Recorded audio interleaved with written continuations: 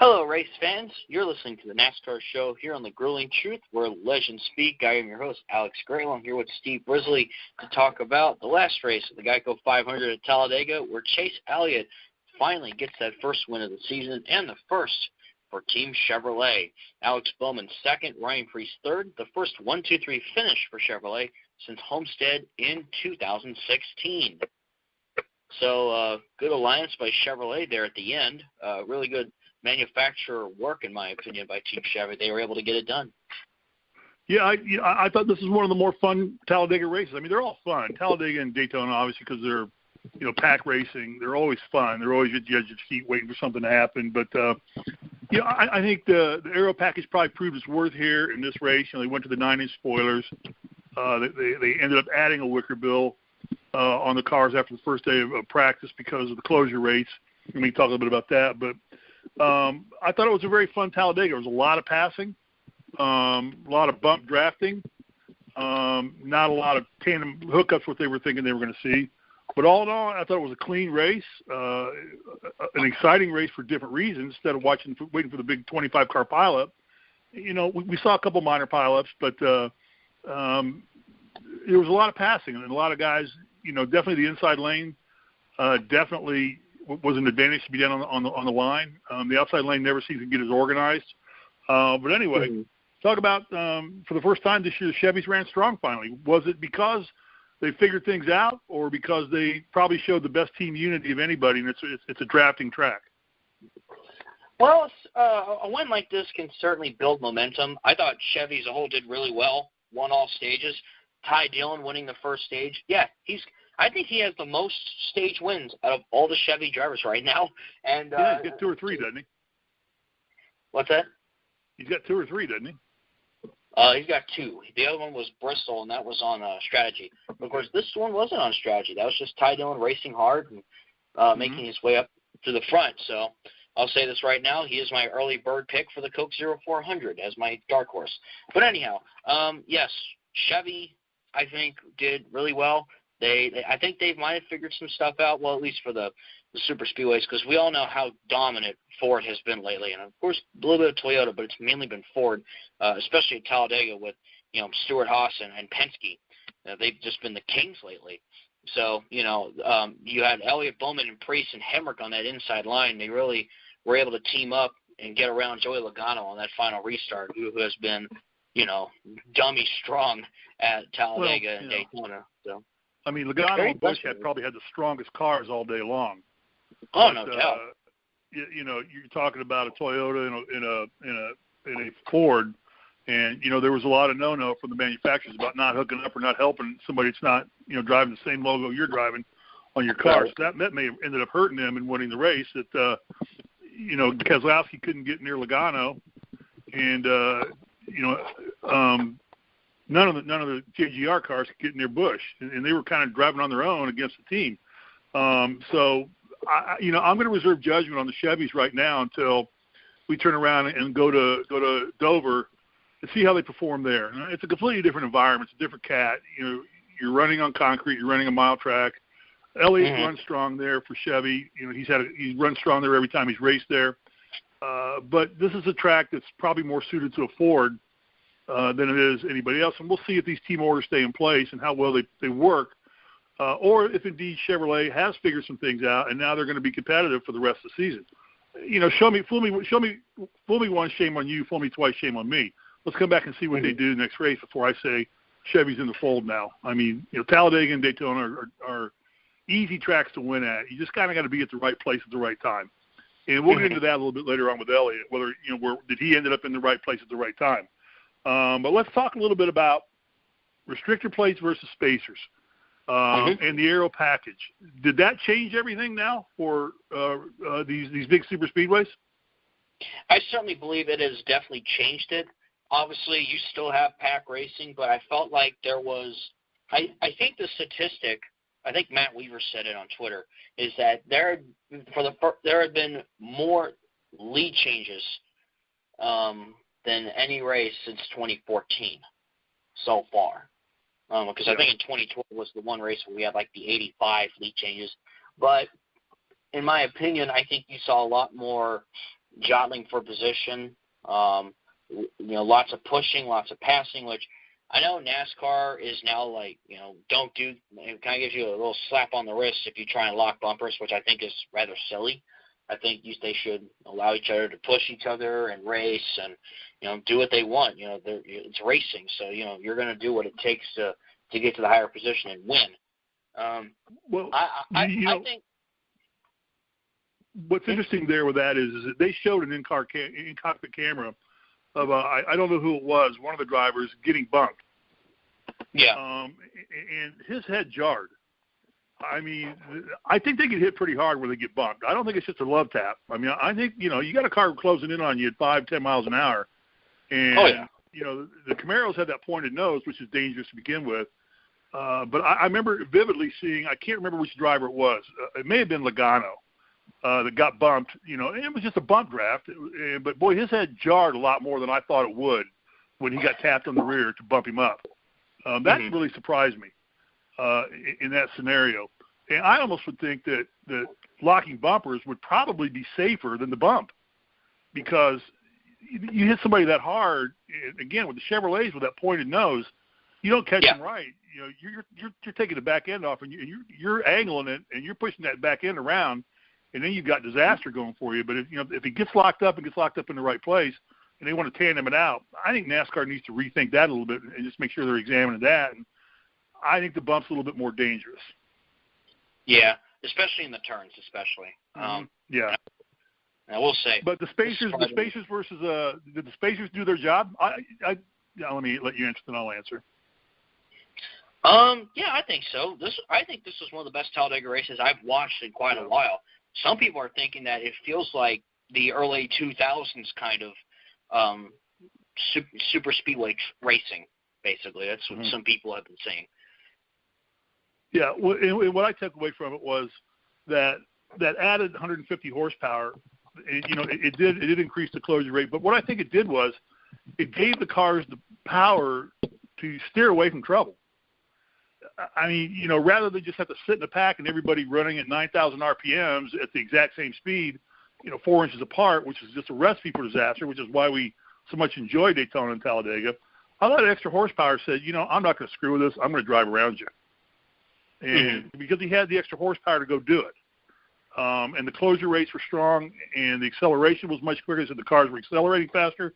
And you could pull out a line, and rather than just get sucked up and sucked behind, you had the horsepower to stay, to go ahead and pass somebody even as you went out of line. And I think that was a huge thing. And I think that's the big thing the spacers brought to the table was that extra horsepower on these super speedways. And I hope they learned a lesson about that I think that's the biggest reason why we didn't see the massive big one, that cars were able to separate themselves from each other. I mean, they bumped and ran side by side when they wanted to, but in the old restrictor plate racing, they had no choice because every car was geared to go, 193 miles an hour. And then it just became driver error. And driver error is going to eventually happen in a 500-mile race on a track that big, when you're focused that big, and you're eventually going to get tired, you're going to slip up, you're going to miss your mark just by a foot, and that's going to throw everything out of kilter. So I applaud them for the spacers and that extra horsepower, because I think that helped them avoid a lot of the trouble. Oh, definitely. Yeah, and then the 9-inch spoilers allowed for a lot more downforce, I assume, in the wicker. But you want to talk about that a little bit, what your thoughts are on that?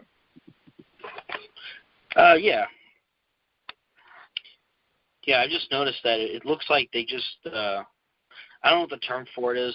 I think it felt like they just had more air and more room to work with the tapered spacer.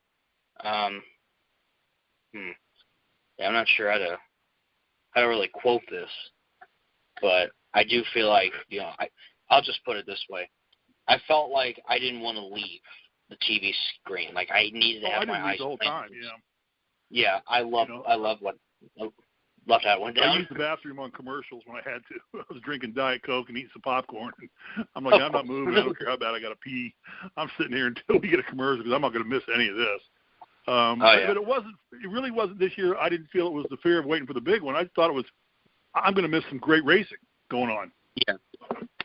I'm going to, watch, 3 Chevys drive right around the fastest car on the track, which was Logano. And you don't want to miss that as much as you don't want to miss the big wreck. So, but I think the aero package did its job. I think it put a lot more downforce on the rear end, stabilized the cars a little bit. They used the wicker bill because the closure rates were just so scary. Right. And, you don't want to brake. If you brake on that track, you're losing 20 positions instantly. Yeah, you cannot tap. You can't even tap the brake. You can drag your brake a little bit, but you got to keep your foot on the accelerator. But if you tap your brake to slow down and stop that closure rate, and then if you're still in the middle of a pack, you got nowhere to go. You have no choice. But then the minute you do, you're getting passed by 20 cars before you can get momentum back up to get back into the pack. So I thought it put a little more onus under the drivers, but in a way that was safer than the restrictor plates and everybody driving at the same speed, 2 inches apart. With less of an arrow, with a lot more instability in the cars. So all in all, I applaud NASCAR for a job well done with this and finding a solution to not have your favorite driver taken out on lap 50 because of somebody just made a minor fatal mistake and takes out half the field. We did have 2 minor crashes, and we'll get to those when they come up, but nothing like the big one. Team unity. Now, this is something that, in listening to the pre-race ceremonies, they made it pretty clear that all the teams were brought in together and were told, we don't want you pushing. We don't want a Chevy pushing a Ford. We don't want a Ford pushing a Toyota. We want a Toyota pushing a Chevy. And in the end, this may have been a demise of Busch and Logano, who I think had the 2 best cars on the track, but they couldn't get anybody to work with them. And they could have worked with each other, basically. Those 2 hooked up. Elliott had no chance because his car was not as dominant as those 2 cars were. But team orders are team orders, and they were told not to do it anymore. And again, that may have been much to Elliott's blessing. What are your thoughts on team orders? Did they do their job, or they make for better racing, or what? I think it's more of instead of team orders, I'm calling it like a manufacturer alliance. You saw in that top 3 especially 2 Hendricks and a car that has Hendrick equipment, the JTG Daugherty team. So, I think this was a case of, the manufacturers working together. Of course, when they still ran the plates at the Daytona 500, the Chevys and the Toyotas, Gibbs and Hendrick, pretty much said, okay, we need to beat the Fords and work together here. So that was more like a temporary alliance, if you will. But, I think personally the manufacturer alliances could play a bigger role at Daytona and Talladega more than ever before. So I really like that. I really like what Chevy did there. Yeah, and I alluded to it earlier, but that may be the savior for Chevrolet until they can figure out the aero. Like I said, I want to see what they do on a mile track like Dover. If the cars have improved and they picked up speed and they picked up handling and now can compete with the Toyotas and Fords, or if that was just Team Alliance on a super speedway when the other teams couldn't get as organized. Is there a Chevy out there that doesn't run Hendrick equipment? Doesn't Hendrick pretty much supply engines for all the Chevrolet teams? Well, except RCR. RCR has their own. They use Childress Yates, right? I think it's Earnhardt Childress. I think it is. Earnhardt Childress. They use Earnhardt Childress engines. All right. So and they were they even a factor? I mean, I can't think of any of the Chevrolet teams that were really in the hunt. I think Germain Racing uses them because of Ty Dillon, obviously one of Richard's grandsons. I know RPM also uses the ECR engines as well with Bubba Wallace, and of course RCR. Trying to think who else. I think that's all the teams that run the Earnhardt Childress engines. Yeah. Okay. And, we talked about it too. We avoided the big one, and we've harped on that enough. We had, a pretty minor skirmish, although we ended up watching Kyle Larson slip 7 or 8 times down the straightaway. Fortunately, nobody got injured in that. Car just got airborne on him. Looked kind of scary at first because he was, real close to going into the catch fence and not hitting the safer barrier, which would have been probably a lot more disastrous than it turned out to be. But I think 2 or 3 cars went out there.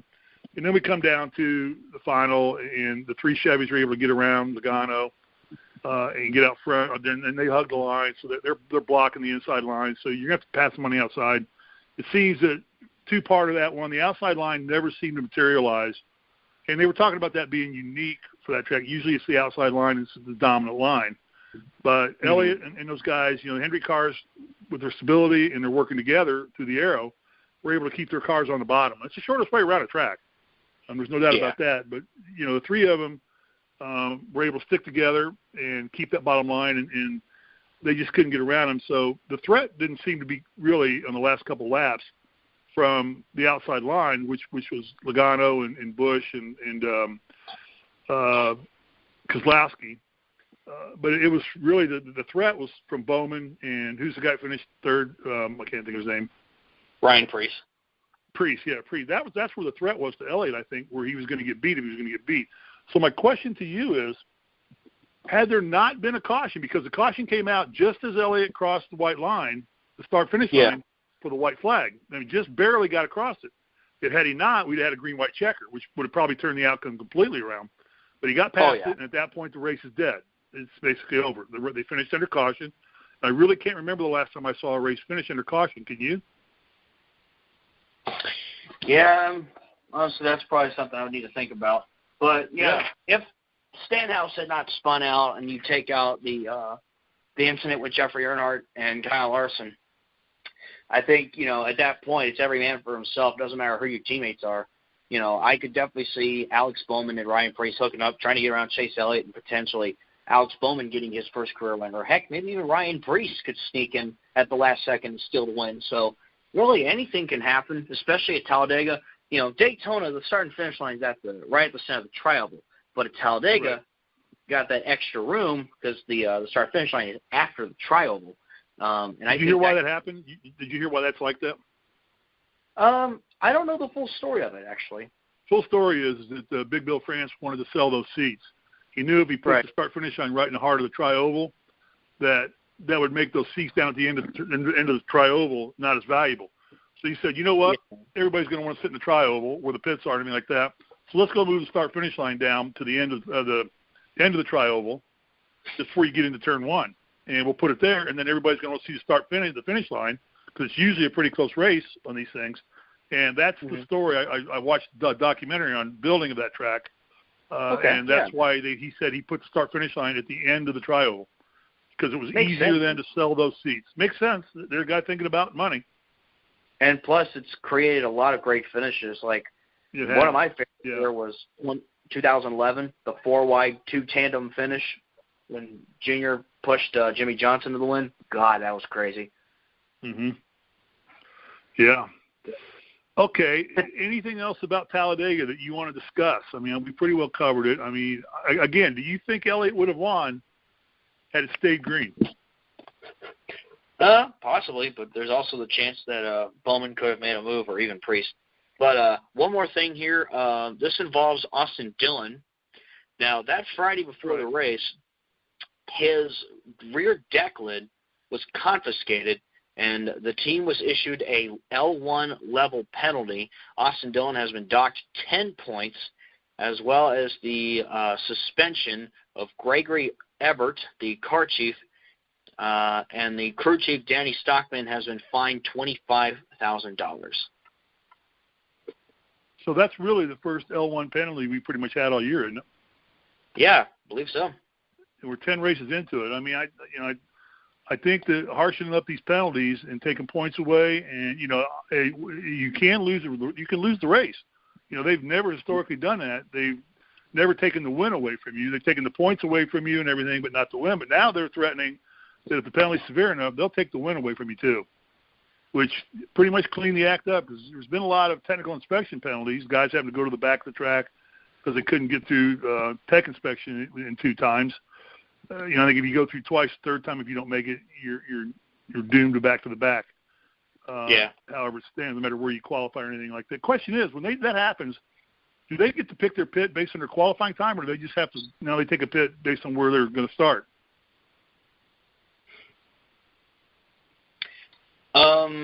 Good question, huh? Can you repeat that again? If they don't get through tech inspection and they get penalized for it, and so much like at Dover, pit selection is critical. In any short track, pit selection is critical. On a super speedway, it's not that big a deal. wherever you could. Matter of fact, I saw, I think it was Keselowski did a nice slide job backwards right into his pit. Oh, that was beautiful. He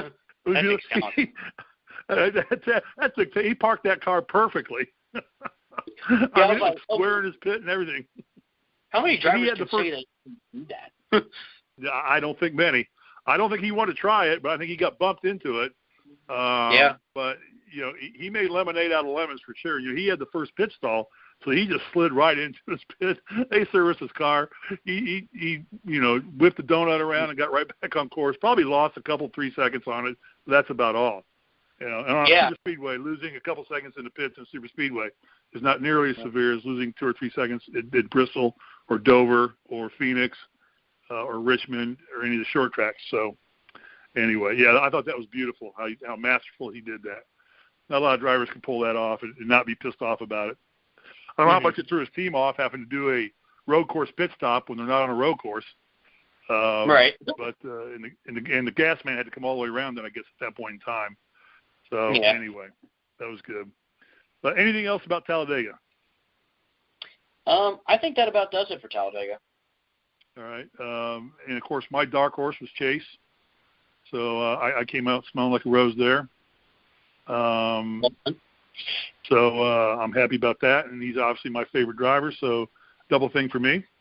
Moving on to Dover now. We're back to a short track. It's a mile track. Very crowded, very fast mile track. It's on concrete. Does that make a difference?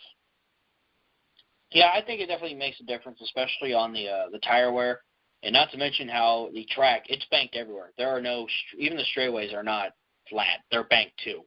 You know, they say, I think Darrell Waltrip said at one time that the Monster Mile can pretty much, it's the Dover Monster, right? You know, if you don't handle the turns right, the Dover Monster can, you know, pretty much grab your car, snatch it, and you can hit the wall, basically. That was the analogy I think I learned about the Monster Mile. So, yeah, I think we're definitely in for a good race. I think Chase Elliott, you know, he's done well there, especially he won last time we were there. Jimmy Johnson, all-time winner there, even though he's been struggling this year. There's not a wall he doesn't like, is there?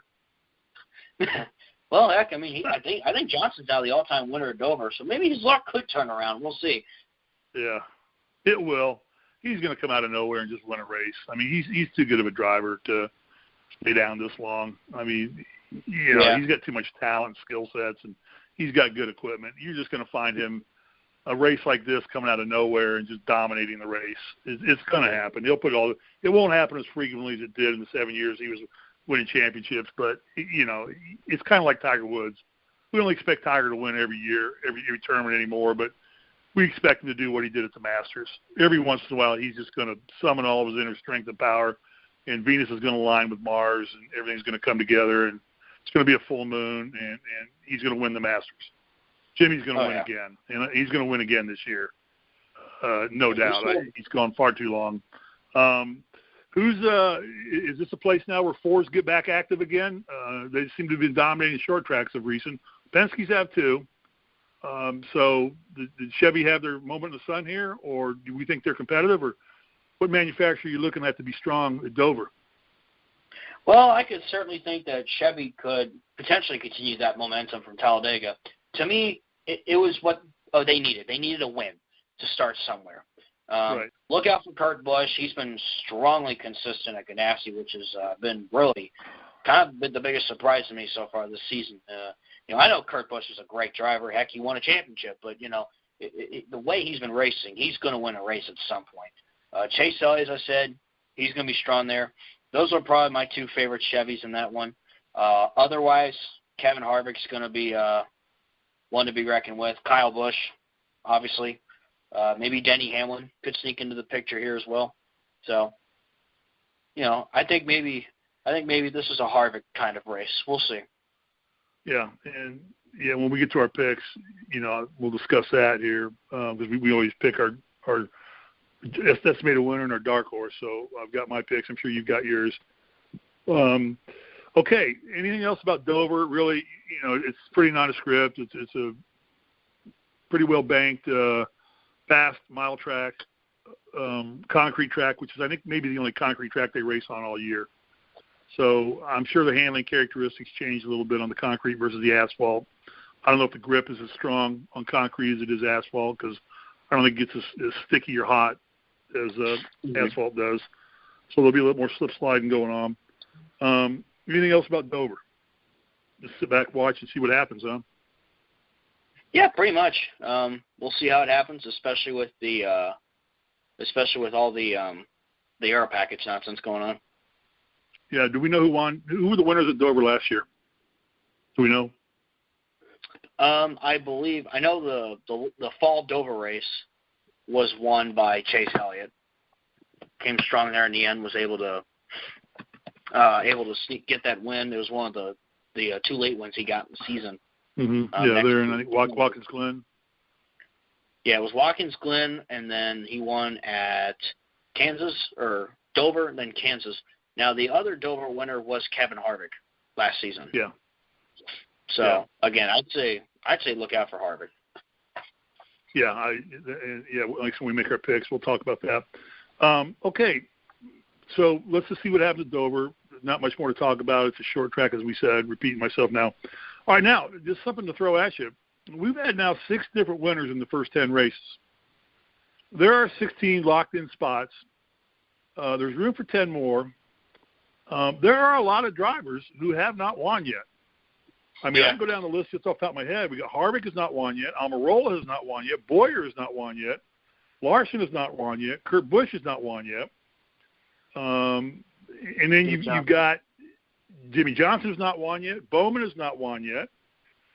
You've got 1, 2, 3, 4, 5, 6, 7, 8 drivers right there, and you're always going to sneak somebody in that's going to pull one out of their butt somewhere like at a Pocono or something like that. You know, isn't that where Chris Buescher got his win? Yeah, because of the weather, yeah. Yeah, the weather, but still he got a win. I mean, you know, that happened there, and that put him in the chase.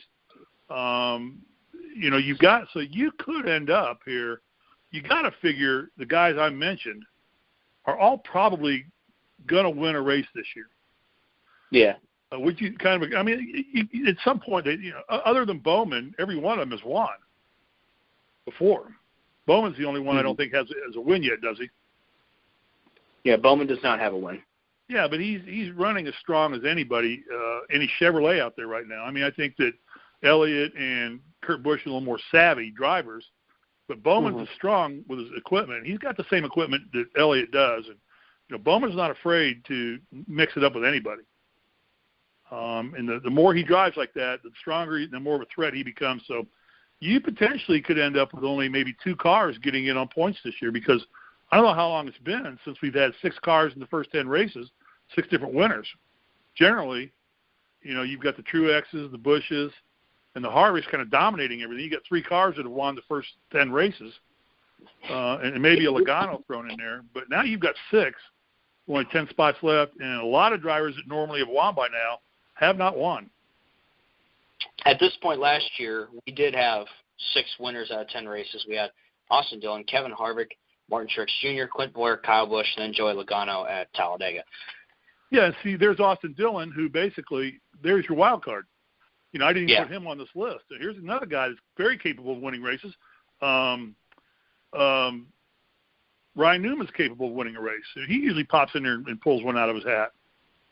Yeah, he's been pretty strong in that 6 car lately. Yeah, Roush is making a good comeback. They're kind of getting their crap together. They run the Roush Yates engine, and they're looking strong. So you really got a lot of drivers yet that normally would have won by now that haven't won, and you got some guys, that have taken some spots out now. It's been spread out pretty good, so it's gonna be interesting to watch it unfold. If some car gets dominant, if Harvick gets hot and gets dominant, or if Elliott gets dominant, or Busch and Logano continue to win. Keselowski's won, I know, but there's another guy that's can get real dominant real quick. Ryan Blaney hasn't won, and that's a guy that's dangerous every time he gets on a track. There's another name to throw in there that has not won. So, be interesting to see what goes on with that in the drivers. Anything else we need to talk about? Anything we missed? Let's see. You mentioned that, and I'm going to say this now. When Daytona comes around in July, don't count out Ty Dillon. No, don't. Yeah, bring that up. Go ahead and talk about that. I mean, yeah, he's won what, 2 stages? Yeah, he's won the Bristol Stage 1 with the excellent pitch strategy, and then he clearly raced hard to win Stage 1 at Talladega.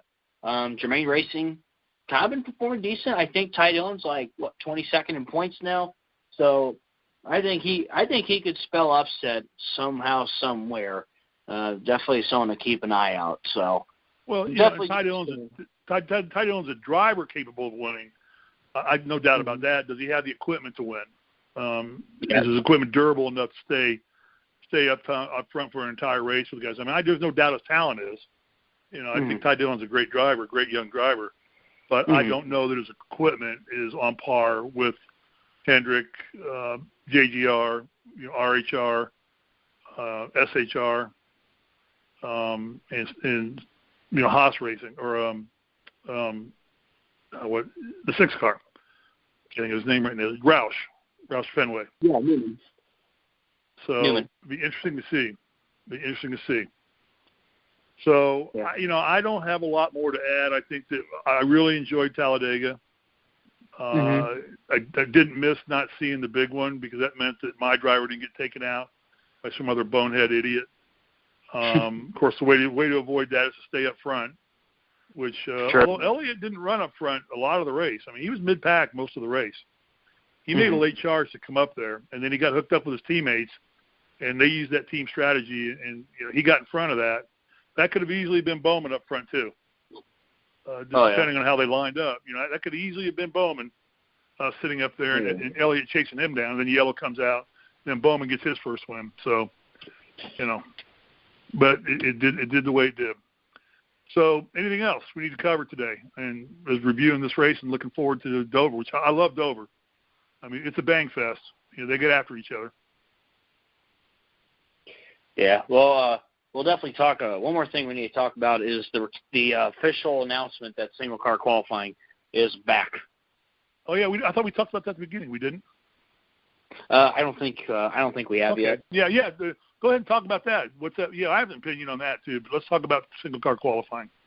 Yeah. So NASCAR, after the shenanigans that took place earlier in the season, NASCAR has decided that just to say screw it, we're going back to single car qualifying like way back then. Now, of course, I don't have a problem with group qualifying, but I think right now, this is basically for all the tracks except for the road courses. I think they're still going to do the group stuff.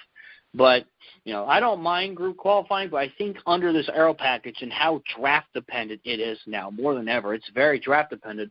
And the reason why the cars have, they've been sitting there until the absolute last second to get onto the track from pit road is basically because they want to be, in the back. They want to be, last out, so they don't want to be first out because they won't pick up enough speed. They'll be able to draft other people and get more speed and get it that way. Now, of course, qualifying doesn't necessarily need to be entertaining, but I think right now we just have no choice. That's pretty much my mentality with the return of single car qualifying. We just have no choice, and I think for now this is what we're going to see probably until the Gen 7 car comes around.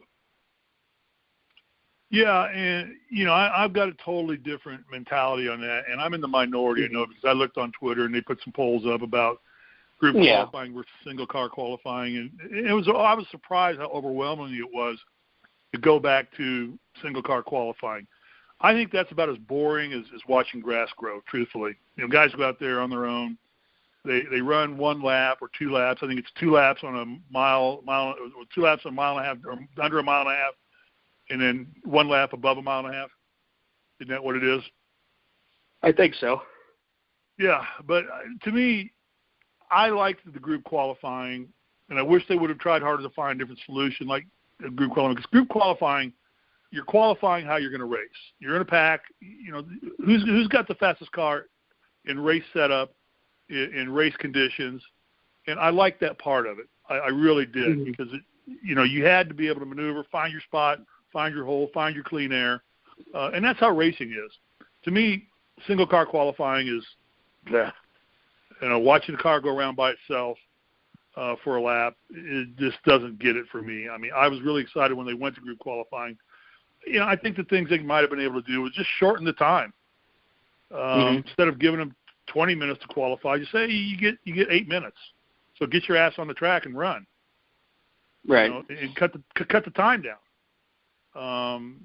And maybe if they need to, if it's supposed to be a little more entertaining, maybe alternate right together there. Alternate Xfinity qualifying right with Cup qualifying.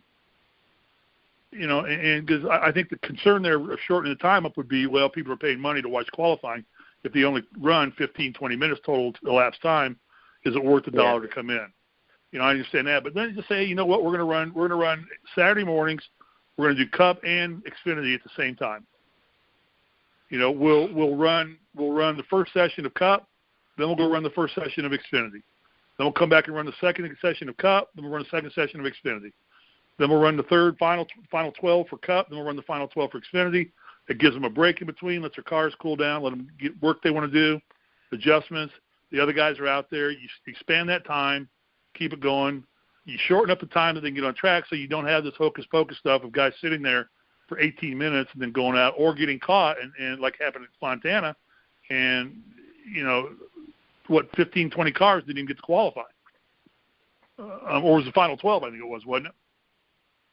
Yeah, it was the final 12 that never made it back out, and never got back around to start finish line. So I wish they would have tried something like that. But I'm in the minority. I mean, I was surprised that everybody was all in favor of going back to single car qualifying. I'm not one of them, though. I liked the excitement of the stage qualifying, paring it down, watching guys. Like Elliott sat on the bubble for the final 12 at Talladega, and I was on pins and needles, watching cars come around and watching the red or the green, the distance behind or ahead, and finally he eked out qualifying number 12, and he ended up qualifying 11, so it didn't matter. But I got to see him qualify one more time.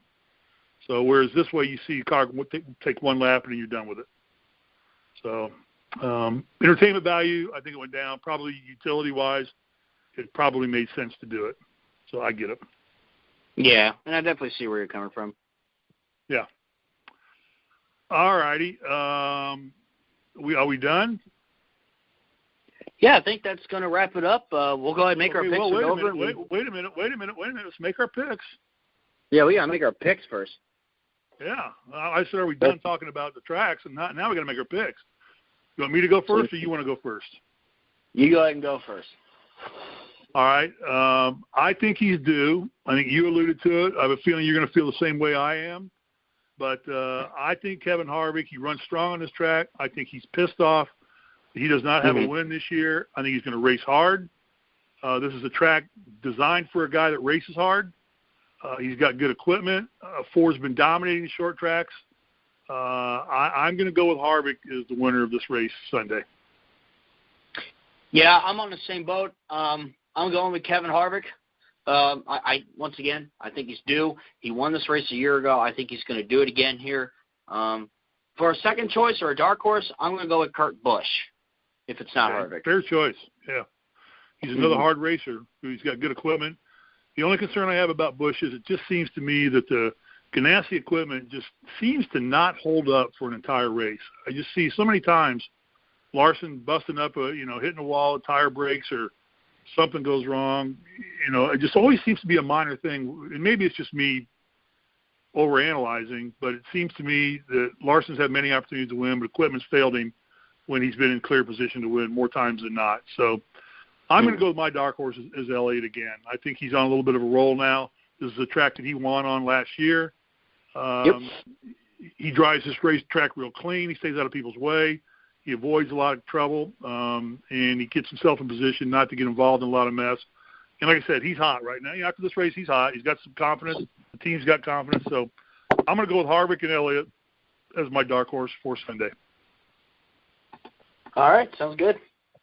All right. So we will be back on the air Wednesday, and we'll recap Dover.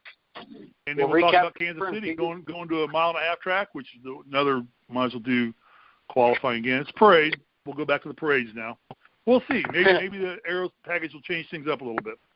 I don't know, but I think it's what it was designed to do. But historically, Kansas City is one of the biggest parades. That and Chicagoland are two of the biggest parades on the track. You get the leader. 13 seconds ahead of the second-place car, and then the third-place car is 14 seconds behind the second-place car, and they're all spread out all over the place. It's definitely a tuning-dominated track where the guy that gets his car tuned in the best and dialed in the best usually pretty well dominates that race, because it's just really – it doesn't lend itself for a lot of passing, a lot of tight racing, and it's just too spread out. I don't know what they could do to make it better. Maybe that's a track they need to put spacers in. Really seriously, maybe that's all what they ought to consider is putting spacers on tracks like that too. Bunch it back up again. Yeah, or Indy. Yeah, Indy definitely. Oh, they should do it at Indy, because Indy's the only reason Indy's still on the schedule because it's Indy. Mm-hmm. I mean, it's a prestigious race in totally in the fact of the facilities and the name brand of Indianapolis Motor Speedway and the Brickyard 400. But in terms of being a good race, it's probably in the bottom third of good race. That track's just not built for those cars. It's too much of a flat track. There's none of the banking for those guys. They can't handle the turns. They run about 165 miles an hour. They have to slow down and brake too much going into the turns.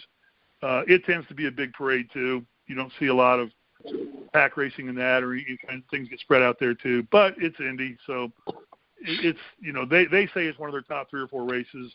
I think personally it's one of the bottom 4 or 5 races, truthfully. So in terms of enjoying watching the race. All right, definitely. Alex, get us out of here. People are tired of listening to us. Time to make like Michael Jackson and beat it. Beat it. 5,000 meetings out of work and you're cracking jokes. That's good. I love it. Nice. Well, of course. I love that quote. Yeah. But anyway, all right. So that's going to wrap it up for today's show here, the NASCAR Show on the Grilling Truth, where legends speak. Thank you guys so much for listening. We'll see you next time. From Steve Bresley and myself, Alex Gray, signing off. We'll see you next time.